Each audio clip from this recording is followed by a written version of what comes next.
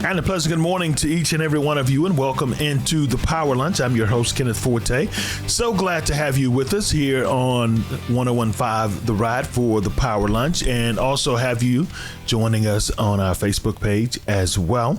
We are excited about today's show. As always, we've got Chief Greer, and we've got our fire prevention officer, Mike Osman, in the studios with us, and we are talking fire prevention. And we're glad to have you. First of all, how you guys doing? How you doing, Chief? Wonderful. Great day. So far, so good. So far, so good. Let's talk a little bit about, begin by talking about fire prevention and everything, because during the summer, with the heat, especially with the way the heat has been so far, are there any tips that you guys give to people, or Chief, that you tell people other than stay inside? That was what I was going to say. Stay inside and stay cool. You know, obviously plenty of fluids, loose clothing, light colored clothing, you know, anything like that. Stay in a swimming pool, creek, you know, anything like that's going to help you, obviously. But stay inside and check on your neighbors, check on your elderly, keep an eye on them. Yeah.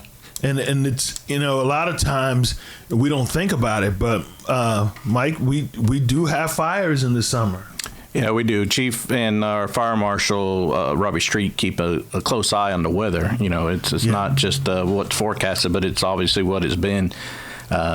You know, oftentimes it'll get too dry and we'll have to issue a burn ban. So they keep a close eye on that. And, you know, we get people that call daily about burn permits. Of course, burn permits are free within the city limits, and we issue those. So all you got to do is come out, fill out some paperwork the first time, and then but they call, and you know, depending upon the wind and the conditions, we may or may not issue those burn permits. So that is something that can get out of hand, especially after a storm or something like that. You know, a lot of debris cleanup, which is fine, and you're perfectly allowed to do that. You know, it's what the burn permit's for. But you know, something that's simple as, hey, I was just burning in the backyard, can quickly get out of hand. You know, you can you know, you can get exhausted just being there, and it'll wear you out too. So like Chief said, if you're not staying hydrated, like we all should be, and then doing something like that and keeping a hose pipe nearby could affect us all.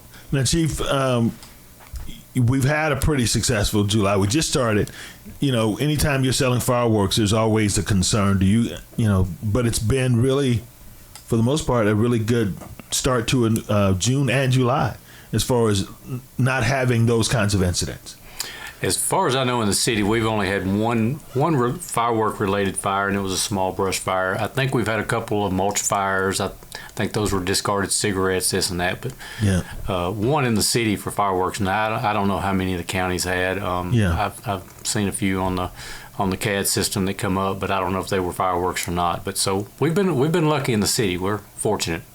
Well, we have a lot of fireworks stands, and people have a tendency to still pop fireworks long after the 4th of July. So that is something that I would imagine that, you know, you want people to just be aware of if they're still doing those things, Mike. Yeah, of course. You know, the state regulates that pretty well. So just as far as commercial sales, that's why you don't see them year round, or some of these places that do have special permits. But as far as the pop-up tents, it's the 20th through the 5th is what the state regulates. So that's why you see them tear down. It's because they're not allowed to sell, because we don't want those fireworks year round to be going off. And so there's an acceptable time. We've always posted, you know, how late at night, and goes along with the noise ordinance. Of course, there are a few other things like distance from schools and churches and things. So, but we get questions all the time. It's just that time of year. Of course, New Year's will be another popular time that we'll see them, but not as much as 4th of July. So every 4th, once we get through it, we kind of the small sigh of relief. And, you know, we did get a pretty good rain right before the 4th to help keep things a little wetter. And not dried out, so we lucked out this year. Well, the interesting thing is, and most of us as just lay people don't think about this, but when we see those fireworks stand pop up, there is a process, an inspection process that you guys do, isn't there? Yeah, we do. And so they're also regulated by the state. So they'll come around and do their inspection. Of course, they cover a much broader area. And so within the city limits, we had 7 permitted this year for these pop-ups. Our inspectors, which is our fire marshal and myself, we'll go around, make sure that they have obviously what they're required to, several different types of fire extinguishers, no posting sign, things like they're called cages on the light bulbs. Yeah. A lot of them are operating off of generator power for the duration that they're open, and a lot of them stay on site, so they'll sleep there. But you'll be surprised between the heat and people smoking and just disregard a cigarette butt. And of course, obviously, we all know and could assume what type of carnage that may result in. So just some simple barriers and things like that, just to make sure everybody does have a safe experience and keep them coming back. Well, when we come back after the break, we're going to talk, Chief, about your new recruit class, and also give information because I imagine you're always looking for outstanding individuals who might consider a career in firefighting. So we're going to talk about that after the break. You're tuned into the Power Lunch here on 101.5 The Ride. Back in just a moment. All right, we're back here on the Power Lunch. I'm Kenneth Forte, your host. So glad to have you with us this morning. Hey, want to let you know a couple of quick things before we get back into our conversation with Chief Greer and firefighter Osman. Usman. I said Osman. You get that all the time, don't you? Most people say Osman, but it don't matter. Okay, Usman. But this Friday, the Middle Tennessee favorite Highland Jazz Machine returns to the Music City in the Park Series. Music in the Park Series, I should say. This Friday, the free concert will be from 6 until 8 on the stage at Holland Park, next door to the Clement Railroad Hotel Museum in downtown Dickson. It is, of course, presented by the City of Dickson's Parks and Recreation Department. Music in the Park is a free concert series featuring performances on the second Friday of each month, May through August. The 2024 series has previously featured Aaron Sizemore Band in Junction Drive. Highland Jazz Machine was created with musicians who are business professionals and are music professionals from the Middle Tennessee region, with the goal of entertaining in the Highland Rim area. Now, also, coming up this weekend, it is rodeo time here in Dickson. So you'll have a chance to win tickets either online, or if you'll listen to Freeman on the morning show, he's giving away tickets to the rodeo. And it is always, Chief, you go to the rodeo? I do not. I try to stay away from that. It's a good time. I've been several times, but it's awful hot for me. We talked about that. Yeah. Stay hydrated, Stay inside, indoors. Well, it is. It's fun. It's fun. It is. The amazing thing, because they got rain last year a little bit, it seems to do that, but it doesn't last. And the rodeo is big here in Dickson County. And so we'll have those. We'll have Rebecca, and I think we'll have one of the clowns or someone from the rodeo, actually, maybe one of the riders, competitors, on Friday's show. So Freeman will be talking to them as he'll be sitting in for me on Friday here on the Power Lunch. Tomorrow we'll have State Representative Jody Barrett on, making his monthly stop here on the Power Lunch. And we want to encourage you also, because it is voting season. The August election will be coming up. Early voting starts July 12th. So we encourage you to make sure to make a plan so that you either vote early or you vote on election day.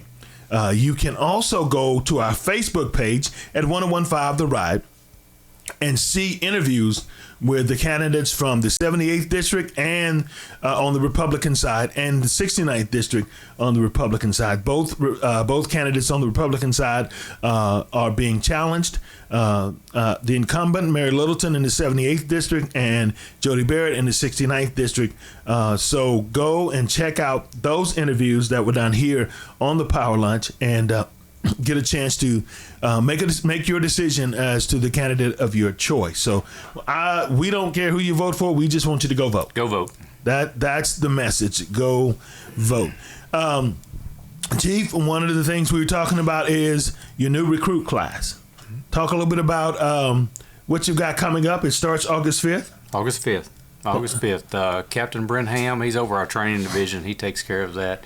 He'll run it's either going to be a 13-week or a 14-week program. We're waiting on the child restraint safety class that we put on. We're probably going to have them run through that. That's another a week. That way we can install those seats for public as they come by. Mike has that a lot. They come by and want those seats installed, and they need to be installed correctly, and it takes a little time to get that done. So we're going to put them through that. So depending on if he gets that worked out, it'll be 13 or 14 weeks. Okay. They'll start from the basic of this is how you spell fire to be able to put it out. I like that. This is how you spell fire, and this is how you put it out. It's not anymore of putting the wet stuff on the red stuff. There's a little bit more to it than that now. So it's amazing. It takes a little bit to get them trained and get them caught up. Well, with the opening of the new station. Mm-hmm. The fire department, the city fire department has grown significantly. How are things at the new site, and will you be adding some of those people to that location? How do you determine where people go? Well, fortunately, the city council and the mayor approved us to add 3 more personnel, so 1 per shift. So that's additional. The others that are in the academy, they're just replacement employees. So promotion, retirements, people leaving, for whatever reason. Okay. We've got those guys, and 3 of them already on shift right now, just waiting to go to the academy. They were already EMT certified, so that helped us that way. But Station 3 is going great. It's fully staffed. The best we can be right now until we get those through the academy and through EMT, but they stay pretty busy out there. That's what I was going to ask you. How busy is that station? Is it surprising would be the question. Yes, it's a lot busier than I thought it would be. We had to adjust the boundary line there for Station 1 and Station 2. We had to ease it back this way a little bit to give Station 1 some relief, because they were running like crazy. But it's a little busier than I expected it, but that's what we put it out there for. Yeah. Well, I mean, it allows you to provide greater coverage. Correct. In that area, in that community, and as the city grows and the population grows within the city and into the county, you have to have that coverage. Correct. We have a brand new engine out there. It carries 1,000 gallons of water. It's a pumper tanker, and then we have a rescue truck out there that's also a brush truck. So it stays pretty busy out there, and that's what we're there for. That is exactly why you're there, and it has to be. Do you get visitors that come to that station? Because if I'm out in that community, I would want to see what that station looks like. Yes, we have a lot of people stop in, and there's a lot of people that stop in at Station 1 and say, I've been meaning to go out there and look at that. You think I could go out there sometime? And well, sure. Go out there anytime. They're there. Just knock on the front door, and they'll come and show you around. So. And that's something that I was going to ask you. The stations are open for people to have tours. Sure.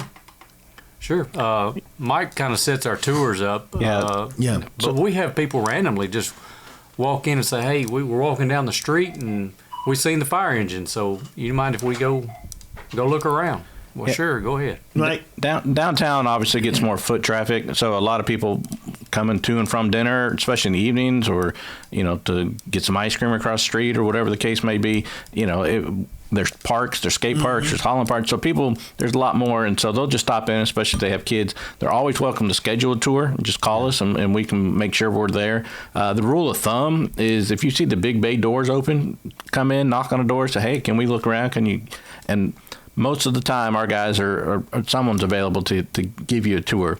And, to mention that for Station 3, the first tour that we give out there was thankfully, it was a neighbor, so it was First Baptist. They called, and it was actually their first field trip they'd ever done. So for the kids in their daycare and school? Yeah, so they did bus them, even though they probably could have walked across. But to be a little safer, they did bus them, and it all worked out. So we were happy to have them out there, too.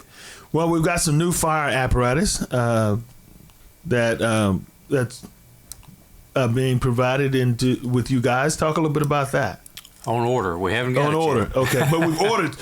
One of the things, and you and I've talked about this, Chief, as when you order, it takes forever. It takes forever. We ordered these 2 years ago, and we still. I'm thinking it's en route. It's not built yet. I think we know we've ordered it. It's not. I think last I heard, the cab and chassis is on site. Okay. Nothing else. So we expect it middle to the end of November. If nothing, no problems arise. Supply chain, all that stuff. But we've got two. We've got a new Quint coming, which is a ladder truck, and then we've got a new commercial pumper tanker. So that's going to replace pumper tanker is going to replace a 1993 pumper tanker. Yeah, I was going to ask you how long they last. Yeah, and then the new Quint will go downtown, and then that one will go to Station 3. So we will have a ladder truck at all three stations at that point. It is pretty amazing because these are, Mike, they're like built to order, I guess, based on the specs that you give them? Correct. We have a long process of specs we go through. We want certain things that we like that fit our department that may not fit somewhere else. So we have size of compartments. We put different things in this compartment where somebody else does. We have cribbing on there. So a lot of things are a lot different, and they build it the way we want it and the way it works for us. Yeah. One thing I want to go back to, and you mentioned earlier, and that is car seats. That is, and sometimes we don't tend to think that that's really, a major thing. But the way baby car seats change, Mike, it's almost like you have to reinvent the way you install them. Yeah. So with each new design. On average, and this is an average week, this is not a specialty event where we're set up just to do it. When we do those special events, we usually coordinate with police department and with Jennifer over at the sheriff's office and anybody else. THP has joined us a couple of times, so it's just depending upon who's available. But we'll set up special checkpoint events just for car seats. But on an average week, I probably average 2 to 3 a week of somebody calling and coming by the station. Now, we have seats that we can give away for somebody that express a financial need. Those are offered through a grant. But our number one, I would probably say it's tied for number one between new parents, and of course this is a first for them and not knowing all the ins and outs yet, and grandparents, because like you said, they are not the same seats that we all grew up, using. So, seeing those seats, it's very overwhelming for a lot, and they say, "Hey, I just don't know." So they'll bring us a seat, and I'll take a few minutes, and there are multiple ways because every seat is different, every vehicle is different, of course, every child's different too. So there are common mistakes. One is to use the seatbelt and using the lower anchors or the tethers. It can be either one, and of course, there's a right way or a wrong way to do both of those. But a very common is to use them both, which doesn't help in the event. We think if one is good, two is better, and that's not the case here. But then the other one is just improper mounting with what we call borrowing. So each system is its own system. So you have an outriding systems on the seats, and they'll take one from each anchor point. And when they do that, it's pulling from different angles, and it shears the system off. So it's almost like they didn't have anything. So most of the people, it's all there. It takes some refining and some time to show them, and hopefully they all leave there and they've experienced and they get to do it themselves and see why. But a few things to just keep in mind with the car seats: if you keep belt to bone is what we're looking for. So have a wide, flat surface area. And then if we can keep the belt to bone, the child in the seat, and the seat to the car, then that's what we're going for. Well, and if you are out and about, don't panic. you can always stop by the fire station and they'll help you, get your seat and child in the seat correctly, because it's more than just putting a car seat in the car. It's the correct way to do it. And because they changed so much, it used to be you could hand down a car seat to somebody. Yeah. Chief, that's not. Yeah. There you go. Right. I used this one 10 years ago. You can have this. Right. So that's the other thing, is that they expire now, and that's probably the most mind-boggling thing for folks to understand is, and they want to know why do they expire? Well, first of all, if they've ever truly been in a wreck, a significant wreck with the child present, they'll expire. But the other thing is, like today, I mean not today, but this time of year, here in Middle Tennessee, we experience a temperature difference from 0 to 100, and that's just outside. So in the car, it's 120, 130 to below zero potentially. And so just think about that wear and tear on that plastic over 6 years. It's hot, cold, hot, cold, hot, cold. It really wears it and makes it real brittle. So after 6 years, that is the standard for most seats to expire. And so they can be replaced. And also, depending upon make and model, when you got it and your age of your child, after about 6 years, they're probably old enough to come out of it, depending upon what they got. All right, with us today is our distinguished fire chief, and he's like, "I'm distinguished now." Yes, you are. Thank you. But also, firefighter Mike is with us as well.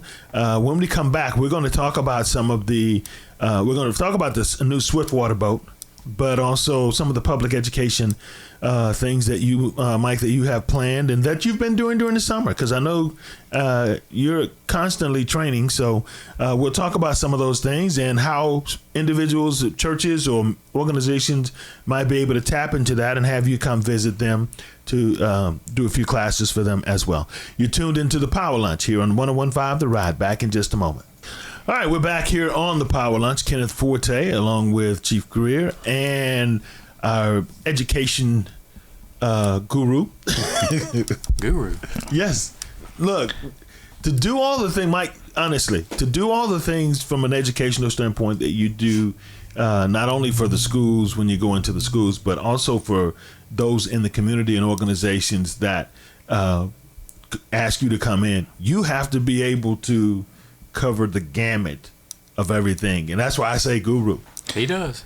Yeah, it's something adaptable. You have to know your audience. Obviously, our kindergarten and first graders are getting a different lesson than our fourth and fifth, and of course our HOAs get a different lesson than our senior citizens do. So just being able to adapt our message, what we really wanted them to know, to where it's pertinent to them, it's something learned. I learned a lot from just experience, but mostly, my predecessor with Julie, she did amazing work.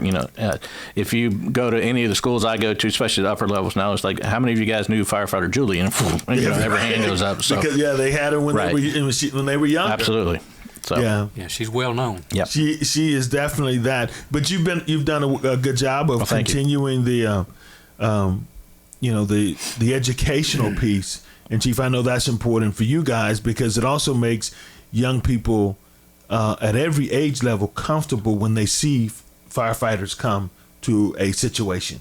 Absolutely. We're, him and firefighter Julie, they take the reins with it and run with it, and they've really taken the public service to fireside and made it friendly.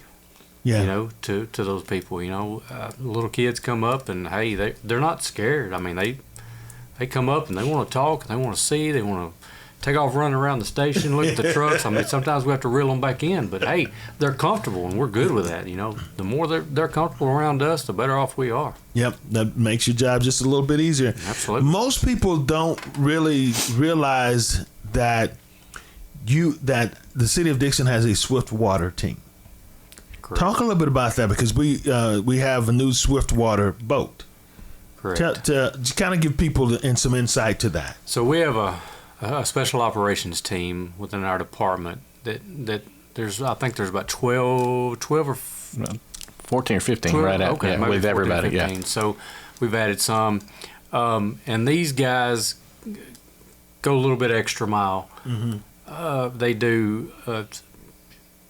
ropes, low angle, high angle, confined space, water rescue, trench rescue, silos. I mean, they really specialize in that type of stuff. So they get extra training, send them to schools. Then they do every other month specialized training in those disciplines. So one of our big things lately has been water rescue. We purchased that boat. I think it's been 8 or 10 years ago. Yeah. And it has been to South Carolina, Houston, Florida, South Carolina twice. And then obviously around here we use it pretty regular.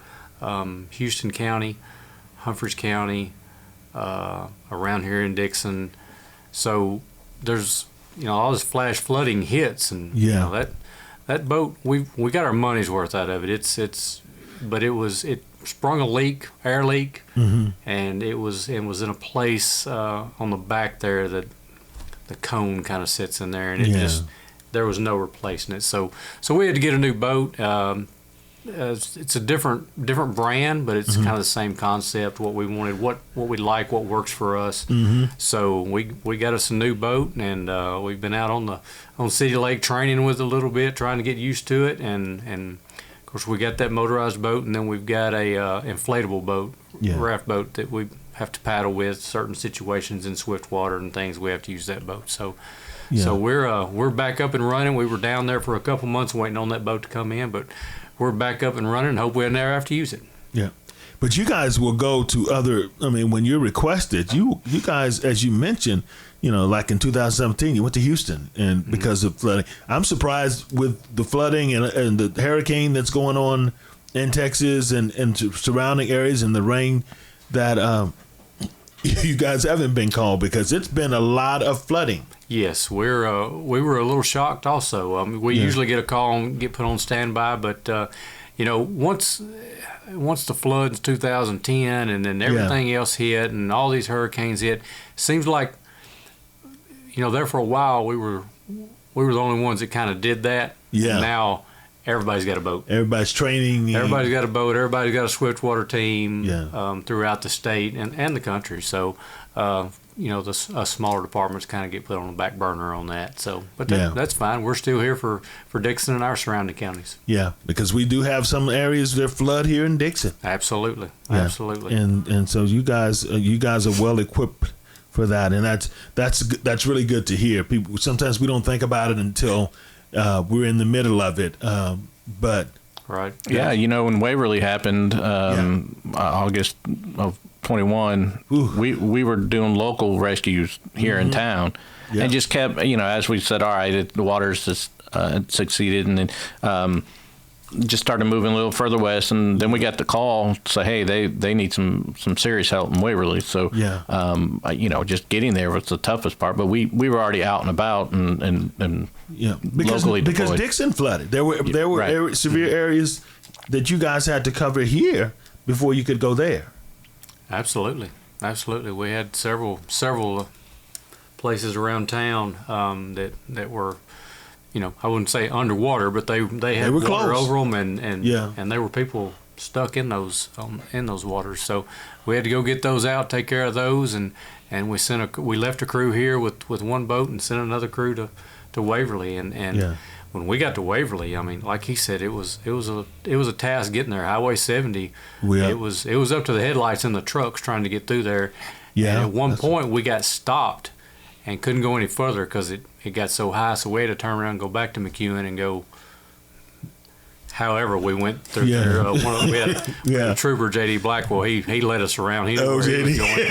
So we just followed him, and so we finally got there and immediately went to work. Yeah. I mean, we started pulling people out of houses and off roofs and everything right then. So that was a very tragic situation over in Waverly. Let's get to public education. Yes, sir. You all schools in the city have scheduled times. Yeah, for fire prevention. So they are county schools, but obviously we're a city department, and so I make sure I touch base with every school. And so we try to, there's 4 elementary schools now here within the city, and I get with the librarians. And so I meet during that time with them.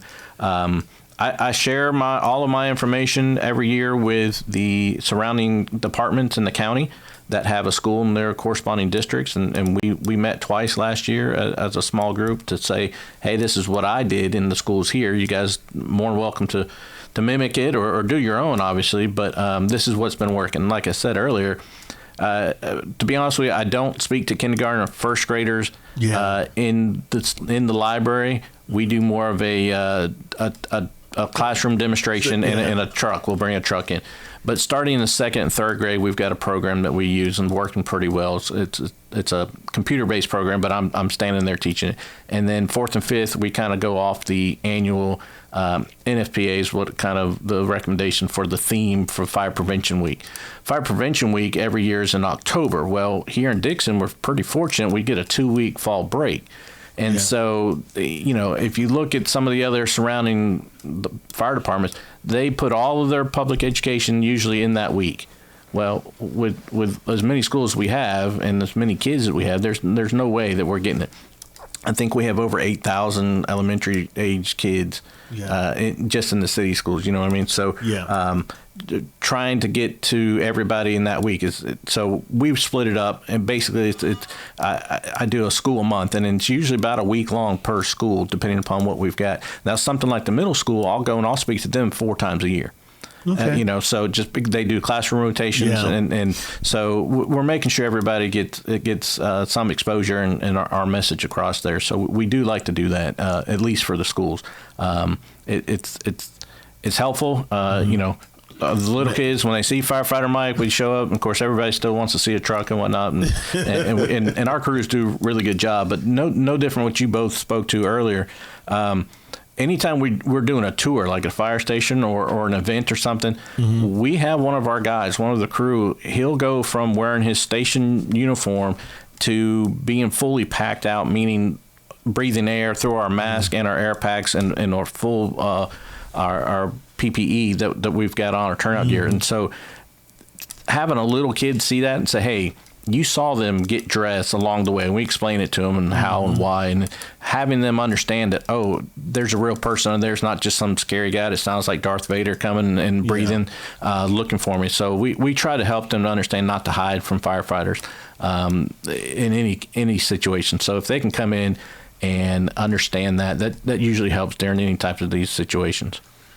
Sounds like a plan. And schools will start before you know it. Yeah, school will be here. I mean, we do events all throughout. We did a lot of summer camps this summer. The YMCA got a new program director. She's wild and crazy. Yep. So we met in various locations from there to our station to out at the fairgrounds. And so they had a lot of events, and so we got to see them. Like I said, First Baptist has come out. They had a couple camp out nights, and so they came over and did a tour afterwards. They were very kind and brought the firefighters some cookies. So they didn't mind. That's always big. That absolutely, it's a big hit. So, but yeah, we stay busy year round. Now that we got 3 stations, we kind of divvy that up, but we coordinate it. So if anybody's interested in the tour or anything like that, we'll be more than happy to do it. We've seen an increase in homeschool tours, which we are very thankful for. And so, it gets them something else to do, and they'll come. A couple of the other schools now started doing a day downtown. Yeah. And so they will do a full day of field trip, and they'll stop between us and police department and stop at the park along the way and have lunch. And so it's a really fun time for the kids to come down and see it. And so we enjoy them. All right, need to take a quick break. We'll be back in just a moment here on the Power Lunch on 101.5 The Ride. All right, we're back here on the Power Lunch. Kenneth Forte with you, and we are talking fire prevention. When is Fire Prevention Month? October. Yeah, and that stemmed from the Great Chicago Fire was during that time. Yeah. Ironically, literally during the same time, there was a huge 12,000 acre fire up in Wisconsin. 100 people died then too, but of course, so for more than 100 years, Fire Prevention Week has actually been the longest national safety message running. So, like I said, it's over 100 years now that message has been going strong for everybody. So wow, I just thought about that. Now, one of the things you do, Firefighter Mike, is fire extinguisher training. Talk a little bit about that and how people can actually take advantage of that. Absolutely. So, fire extinguisher is one of those things that are everywhere. Just we've grown immune to them. Basically, we see them. But how many people have actually used one, right? So, what we've got is a state of the art. It's called augmented reality. It's a digital fire extinguisher. It's the same weight and it lasts the same duration as a real fire extinguisher. And basically, I can create a fire anywhere on an iPad that's attached to it. So you're looking at a screen, but you're looking at the gauges, and it tells you what to do and how to do it. And you have to be a certain distance away. You have to hold it the correct way. If you select the improper extinguishers, because that's probably the most education there is, a lot of people are like, oh, I have a fire extinguisher. Well, you may not have the correct fire extinguisher. Yeah. And, if you say, well, I bought it at one of the box stores here in town. I bought a home fire extinguisher. Well, it may be what we call a BC fire extinguisher, and it's not going to put out that pile of leaves or wood that you've got going on. It's designed for either a fuel or electrical fire, because that's what you see in a home kitchen. You may see an RV or a marine fire extinguisher, and so it just may not be the right one. So having that understanding for that. But so we use that fire extinguisher pretty much anywhere and everywhere. Anybody wants a demonstration, they want to use it. We required that everybody that comes in, like for a food truck inspection, as they come in part of the, they must show proof that they know how to use a fire extinguisher. And so, of course, they're at least required to have a fire extinguisher. Depending upon what type of food truck, they may have to have two different kinds, no different than the fireworks stand, right? So, but the chances of them ever having to have used one in the past may be rare. So we use that around anywhere from office buildings to any corporate meetings or anything like that to HOAs to churches. But it's just something. You don't have to be an employee to use a fire extinguisher, right? So we want people to have the understanding of how it works and why it works, and it's an excellent tool to do it with. So if people have questions or they would like for you to come by and do a demonstration or a class, give them your contact information. Yeah, absolutely. So it's real simple. The City of Dickson Fire Department, if you call between our normal office hours, which is 7 a.m. to 3 p.m. Monday through Friday, our phone number is local number 615-446-6331. And then either ask for Mike, but usually if you ask for the car seats or something, that it all gets funneled to me. And so we'll schedule a tour. We'll come out and do a fire extinguisher demonstration for you in your office or whatever the case may be. Church staff, church people. Absolutely. And when I go to church during VBS week, I start hyperventilating and looking at things because you look around, and as a codes inspector, you're like, no. This isn't. But so this time of year that you see all that. Please stop him from hyperventilating. Yeah, we went to a Christmas Eve service one time, and they had candlelit, service. Yeah. And my wife got mad because I got up and left and went and got a fire extinguisher. I found one. But, you think about the candlelight, and everybody's wearing puffy jackets, big hair, scarves, and, everybody's got costumes absolutely, on. They got hay. Absolutely. Because they're doing you got a fire extinguisher because they got the baby Jesus. That's it. I didn't want it to be a bad experience. So it's those things. Like I said, you can't turn it off once you see it, but they happen. So you got to left church. Yeah. What do you say? You didn't depend on Jesus to put the fire. That's right. What you're saying. All right, folks, we need to take our final break of this show. We're going to come back because we also want to talk about smoke alarms. And because I don't know if it was the last time you were here, Mike, or the time before last when you educated me on our smoke alarms here in this building, and I think I'm probably like a lot of lay people, and with our knowledge of fire, smoke alarms. That means very little. So we're going to take a quick break, and we're going to come back in just a moment. You're tuned to the Power Lunch on 101.5 The Ride.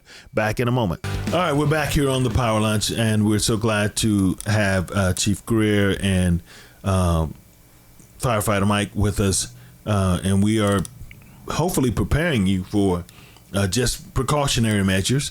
So, Mike, let's talk about smoke alarms. As I said before the break, you educated me when you were here time before last on our smoke alarms here. But another thing that most people don't think about, as you pointed out to me, is smoke alarms expire. Yeah, they do. So what we like to leave people with, and no matter where we're speaking, is the big three. What we say is always plan for 2 ways out, and we were just talking about churches as well. And so always follow your exit signs, and that goes for your home. If your kids are at school, they've been practicing fire drills, have them practice that at home. So have a home fire drill in place, and everybody knows that. The next one is close your doors at night while you sleep. It compartmentalizes the room, keeps the smoke and everything bad out. A closed door will help protect you significantly. But the big one of all of that is definitely the having smoke alarms. Having working smoke alarms is the number one way to prevent this. So that's early detection. So you can avoid those other two if you're notified as early as possible. The current status now, 3 out of every 5 fires, there's no working smoke alarms. They may be present, but they may not be working. Yeah. And so it doesn't take many homes to go into that you see it either hanging by the wires if they're all interconnected, or the battery door open and they got away from the 9 volts because people were using those to power Christmas toys. And so then they went to the AA, which are more common now. And then you find now the built-in batteries, which are last for 10 years. And that's on purpose. Those 10-year batteries makes you think, how come they can't do everything in 10-year battery? But the 10-year batteries are designed because the age of the smoke alarm expires after 10 years. From the first time it's activated to the time it's no good is 10 years. And that's what we have to offer. So we also get those from a state grant, and we can come out and install those. That's the only caveat to the grant, is we're supposed to install them. But call us Monday through Friday, 7 to 3, and we will schedule a time to come out and hang up smoke alarms for you. We like to see one in every single, we call it sleeping area, because not everybody sleeps in a bedroom. Yeah. Especially if you've had anybody with any medical history that now can't get up and down the stairs, or they've got to put a larger hospital bed. And so it's usually a converted room downstairs or something that we see. And so having those smoke alarms in every sleeping area or every functional level of the house. If you've got a basement, fine. But if you've got a basement with a major appliance in there, I would put one in there, So, so if there's a washer dry, put a smoke alarm down. Anything like that as early detection. Now, we're grateful the last more than a decade now, the codes have said that smoke alarms, while you're building a house, have to be interconnected. So if one goes off in the basement, you hear it in your bedroom smoke alarm. So that's good for as early detection like that. But to make sure that they work, test them once a month. You push the little button. We just listen for the beep. You're good to go. The beep you hate. That's right. And, why it starts at 2 o'clock in the morning. I've asked 2 different manufacturers, and they can't give me the answers. So, but it's a thing. And then just replacing them after 10 years is an important one. Cheapest insurance policy you can buy. Absolutely. Yeah. That's very, very And you true. don't have to buy it now. We'll give them to you for free. Hey, true. That makes them even cheaper. That's right. We're like, hey, guys, I appreciate you so much taking time. I know you guys are busy, but as Chief Greer and I talk, this is so important to get this out to our listeners and to our community so that they are aware. Number one, the life you save might be your own.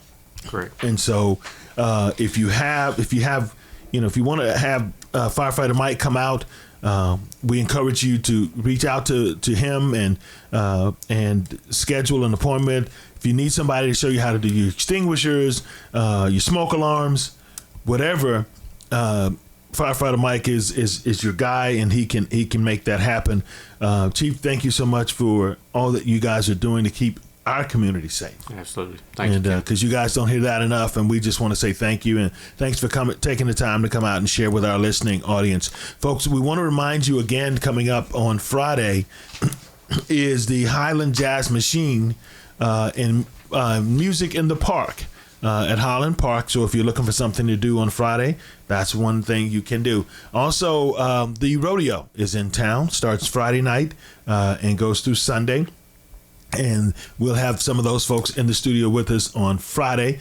You can also win tickets to go see the rodeo by simply listening to us here on 101.5 The Ride. We got a host of things coming up at the end of July and into August. Of course, football season starts in August, and we're excited about that for both Creekwood and Dickson and the middle schools around in our area as well. We're going to really keep you informed with the things that we have going on so that you can follow us. Like us on Facebook. That's one way to find out all the things that we have going on here at the radio station at 101.5. That's going to do it for us today on the Power Lunch. Hope you have a blessed rest of your day, folks. We'll see you again tomorrow.